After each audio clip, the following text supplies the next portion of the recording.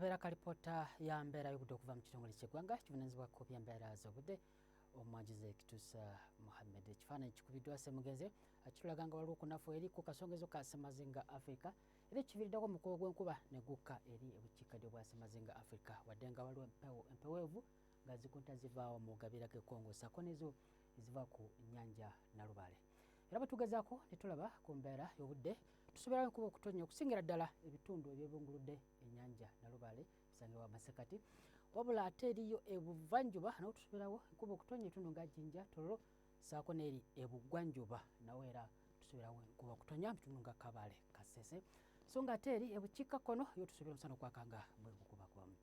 Mu biseera ebyolweggulo embeera y'obudde eno ejja kukyukamu katono wabula era ng'enkuba ejja kwengera okutonnya ebitundu by'e Masekati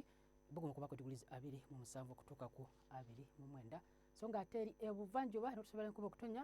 buguma kuba ku diguli 28 okutuuka ku 30 ssaako n'eri ebugwanjuba era nawo tusobera enkuba okutonnya buguma kuba ku diguli 21 okutuuka ku 30 ssaako n'eri ebukiikakkono era nawo tusobera enkuba okutonnya wadde nga buguma lijja kuba wakati wa 3 okutuuka ku 31 eri e Karamoja. Tugezaako ne tulaba ate mu kibuga London yo tusobera embeera y'obudde okubeera ey'obunyogovu buguma kuba ku diguli 3 so nga ate Dubai omusana okwamamula okutuuka ku diguli 29. Tuyinza okubeerako nawe beera bulungi.